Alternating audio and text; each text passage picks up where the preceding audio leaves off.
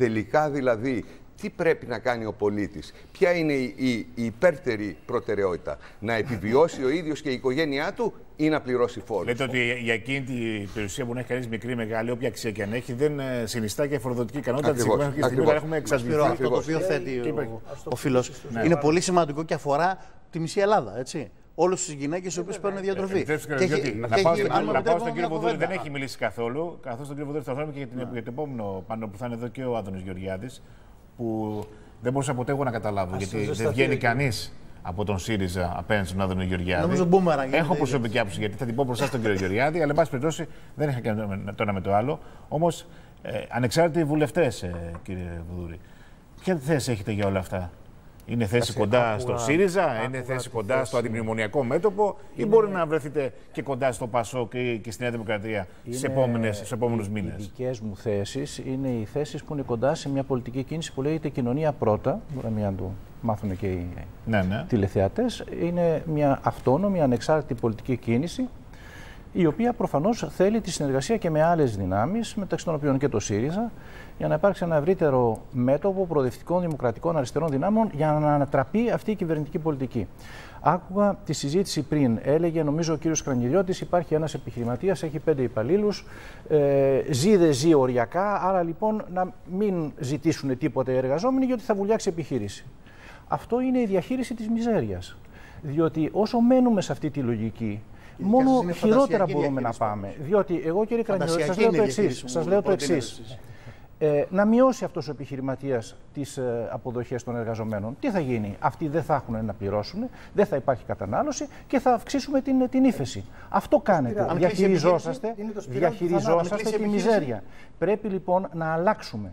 Αυτή τη στιγμή πρέπει να δημιουργήσουμε πλούτο. Και για να δημιουργήσουμε πλούτο, προφανώς πρέπει να φύγουμε από αυτή την ταφόπλακα που έχει πέσει πάνω στους φορολογούμενους, το άκουγα το 50%, που είναι εκτός ότι είναι άδικο, είναι και αναποτελεσματικό. Αυτή τη στιγμή, μισό λεπτό να ολοκληρώσω, αυτή τη στιγμή η πολιτική την οποία ακολουθεί η κυβέρνηση είναι μια πολιτική φορολογικής τρομοκρατίας. Ο καθένας ξέρει, και το είπε ο κ. Σιάτρας πολύ καλά, ότι αυτοί οι φόροι που ζητάει η κυβέρνηση δεν μπορούν να τους πληρώσουν. Γιατί το κάνει η κυβέρνηση? Το κάνει διότι είναι σε ένα αδιέξοδο, δεν έχει πολιτική ανάπτυξη και αυτό το οποίο προσπαθεί να κάνει είναι να στύψει αυτό το λεμόνι, αυτό το πορτοκάλι μέχρι την τελευταία σταγόνα για να μπορέσει να επιβραδύνει την πρώτη. Λοιπόν, πρέπει να μπούμε σε μια άλλη λογική. Ένα πράγμα θα κάνω για να το κάνω κατανοητό και στους τηλεθεατές. Έπρεπε να υπάρξει το 2010 μια πολιτική δημοσιονομικής προσαρμογής, λιτότητας, να το πούμε απλά. Έπρεπε. Προφανώς, όταν έχεις κληρονομήσει 24 δισεκατομμύρια πρωτογενές έλλειμμα, πρέπει να κάνει μια πολιτική. Μα δεν αυτό είναι. Μισό λεπτό. Αυτό έπρεπε να γίνει πιο πριν. Μισό λεπτό ζητώ. Αυτό σημαίνει ότι όταν μπαίνεις σε μια δύσκολη στροφή, επιβραδύνεις το όχημα. Όταν όμως είσαι στη μέση της στροφής και πας να βγεις από τη στροφή, για να βγεις από τη στροφή πρέπει να επιταχύνεις. Πρέπει λοιπόν να υπάρξει μια βολονταριστική πολιτική, όχι μια πολιτική μείωσης των δημοσίων επενδύσεων, όχι μια αποκλειστική πολιτική περικοπών, αλλά πρέπει να ξαναπάρει μπρος η μηχανή. Για να ξαναπάρει μπρος η μηχανή, και μπορεί να ξαναπάρει μπρος η μηχανή, διότι δεν έχουμε υποστεί έναν πόλεμο για να έχει καταστραφεί η υποδομή της χώρας. Υπάρχουν οι δομές. Πρέπει λοιπόν να βρούμε τα χρήματα εκεί που υπάρχουν, διότι χρήματα υπάρχουν στην παραοικονομία, υπάρχουν στη διαπλοκή, υπάρχουν στην γραφειοκρατία. Πρέπει να βρούμε εκεί τα χρήματα και αυτό βέβαια η κυβέρνηση δεν το έχει κάνει. Ένα παράδειγμα. Κύριε Βουδούρη, αυτά τα χρήματα υπήρχαν πάντα για αυτά που λέτε. Όλος ο κόσμος ξέρει ότι το φοροσπρακτικό μηχανισμός είναι ο πιο απαρχιωμένος και δεν έχει γίνει ένα μεταρρύθμιση. Κάντε ερώτημα, Γιώργο, και να πάμε σε... Συνδέσατε την ανάπτυξη με την αύξηση των μισθών.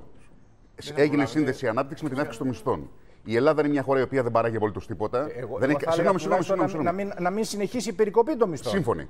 Δεν υπάρχει μόνο η μεταποίηση, υπάρχει ο πρωτογενής τομέας και υπάρχει ο τουρισμός. Γιατί να μην πάμε. Αυτό.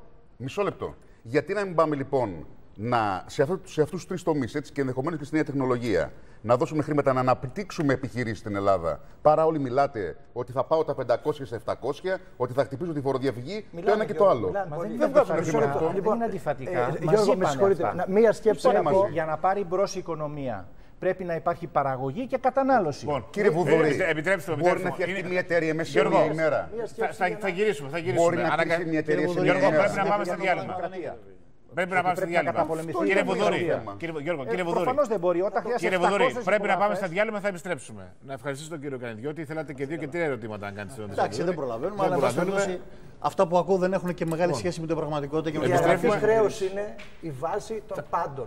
Κύριε Μακρυγιάννη, όταν επιστρέψουμε θα μπούμε σε αυτή την κουβέντα. Δηλαδή, αν μπορούσε να την κάνει τώρα σήμερα. Συνεχίζουμε αυτή την κουβέντα, αγαπητοί φίλοι. Συνεχίζουμε την κουβέντα και με την παρουσία του Άδωνη Γεωργιάδη ως κοινοβουλευτικού εκπροσώπου της Δημοκρατίας. Μια ανάσα και επιστρέφουμε, παρακαλώ. Κύριε Κανιδιώτη, ευχαριστώ πάρα πολύ για την παρουσία σας. Πρώτα, ανεξάρτητος βουλευτής, παραμένει στην παρέα μας και νομίζω ότι είναι έτοιμος να απαντήσει σε όλα τα ερωτήματα που θα πέσουν στο τραπέζι και από τις απευθείας συνδέσεις. Ο κοινοβουλευτικός εκπρόσωπος της Δημοκρατίας, ο κ. Άδωνης Γεωργιάδης, προς την παρέα μας. Το ευχαριστούμε θερμά. Κατέληξε σε εσάς, γιατί από εσάς θα ξεκινήσουμε. Κύριε Γεωργιάδη, και τον κύριο Βουδούρη. Και ήρθε και ο κύριος Γεωργιάδης. Εγώ σήμερα στη Real News έχω κάνει ένα δημοσίευμα για τους ανεξάρτητους. Αυτό το γνωστό, το 180-121. Λοιπόν, δεν είναι ανέφικτος, αλλά δεν είναι και καθόλου εύκολος ο στόχος των 180. Και εγώ θα ήθελα να μας πει και ο κύριος Γεωργιάδης, αν και εκείνος πιστεύει ότι χαϊδεύουμε τελικώς αυτιά, δηλαδή δεν λέει η κυβέρνηση, λέει θα φύγουμε από τα μνημόνια. Αυτό όμως παραλείπει να πει ότι θα συνεχιστεί η ίδια πολιτική. Και αν τελικά πιστεύει ότι 180 είναι εφικτή. Διότι αν θα τους μετρήσουμε και τους τραβήξουμε και από εδώ και από εκεί, πρέπει πραγματικά να έχουν πιστεί οι ανεξάρτητοι για να εκλέξουν πρόεδρο Δημοκρατίας. Τι να έχουν πιστεί? Για την ανάγκη κυβερνητικής σταθερότητας. Πριν απαντήσω αυτό, θα μπορούσα να κάνω ένα σχόλιο σε κάτι που ο κ. Βουδούρης πριν για το θέμα. Στον αέρα εννοείται. Ναι, για αυτό που κάνει στον αέρα, ναι, φυσικά, προφανώς. Και το λέω έτσι με πολύ σεβασμό, ότι ο κ. Βουδούρης πάντα έχει άποψη συγκροτημένη. Αλλά στο κομμάτι της κατανάλωσης, δηλαδή της κενσιανικής πολιτικής, θα το πω έτσι, παραλύσατε πριν, νομίζω κάνετε ένα κομβικό λάθος στην ανάλυση σας στην αριστερά. Η κενσιανική πολιτική έχει νόημα σε ένα σύστημα κλειστής οικονομίας. Στην Ελλάδα, αν απλώς αυξήσεις τους μισθούς για να αυξήσεις την κατανάλωση, αυτό που θα κάνεις θα είναι να αυξήσεις τα εισαγόμενα προϊόντα. Γιατί επειδή δεν έχουμε δική μας παραγωγή στην πραγματικότητα, αυτό που θα γίνει θα είναι, όπως έγινε και την περίοδο του 4 με 9, που είχαμε πολύ μεγάλη ρευστότητα. Την περίοδο του 4 με 9 η ελληνική οικονομία είχε τη μεγαλύτερη ρευστότητα στην ιστορία της. Έφτασε όμως ακόμα και το 8 και το 9 πλέον, ενώ είχε τη μεγαλύτερη ρευστότητα στην ιστορία της, να έχει πέσει πλέον σε ύφεση. Για ποιο λόγο? Διότι το εμπορικό της έλλειμμα έφτασε, ακούστε το νούμερο, μείον 32 δισεκατομμύρια ευρώ. Γιατί έφτασε μείον 32 δισεκατομμύρια ευρώ? Γιατί η αύξηση του χρήματος που είχε ο καθένα μας στα χέρια του, για να το πω πάρα πολύ απλά, πράγματι αύξησε τον τζίρο στα καταστήματα. Αλλά αυτός ο τζίρος από τι ήταν? Από παπούτσια εισαγόμενα, από αμπρέλες εισαγόμενες, από μπλουζάκια εισαγόμενα, από. Αυτό τι είχε ως αποτέλεσμα? Είχε απλώς να διωγγώνει το δημόσιο χρέος της χώρας.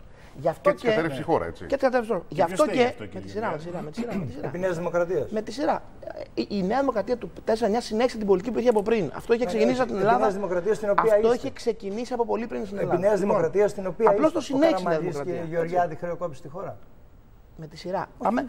Εσύ θέλει να πάτε στο παραπολιτικό. Εγώ θέλω να καταλάβουμε τι έγινε. Αφήστε με να ολοκληρώσω. Η σημερινή σωτηρία είναι καταστροφή. Αφήστε με να ολοκληρώσω. Πώς θα γίνει? Πάμε λοιπόν.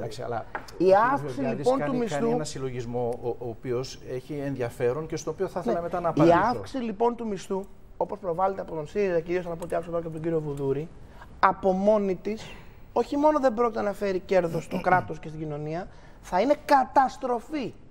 Δηλαδή, αν πας απλώς στο μισθό από τα 500 τόσο στα 700 τόσο, πρώτα απ' όλα δεν λέω ότι θα κάνουν οι αγορές και τι θα συμβεί αυτό με τα spreads κλπ. Το αφήνω αυτό. Αν γίνει αυτό το πράγμα, χωρίς να έχει προηγουμένως. Εγώ συμφωνώ σε αυτό. Χωρίς να έχει προηγουμένως αυξηθεί η ανταγωνιστικότητα της χώρας, εάν γίνει αυτό από μόνο του, θα είναι καταστροφή. Εγώ νομίζω ότι είναι θέμα πολιτικής. Να δώσουμε αύξηση και να μας ορκιστούν όλοι οι Έλληνες πολίτες ότι δεν θα αγοράζουν εισαγόμενα. Λαλάκης ο εισαγόμενος. Δεν μπορεί να γίνει αυτό. Ο κύριος Γεωργιάδης έθεσε ένα θέμα το οποίο είναι πραγματικό. Αλλά μέσα στην απάντησή του έβαλε και τα στοιχεία της αντιπαράθεσης, την οποία θα πω τώρα. Πρώτον, ανέφερε την περίοδο 2004-2008.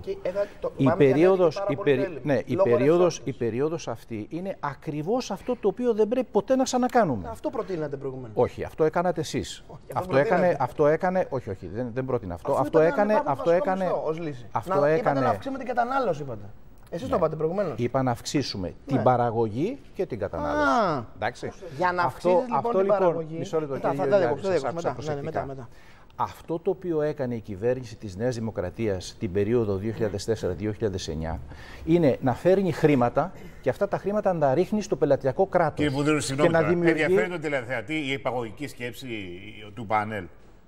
Δηλαδή, λέμε τώρα εμείς στον τηλεθεατή ότι δεν σου δίνει 7,51 το μήνα, μείνει στα 480, στα 300, στα 200 και άμα γουστάρεις κάτσε άνεργος.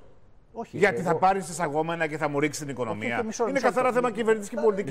Μισό λεπτό.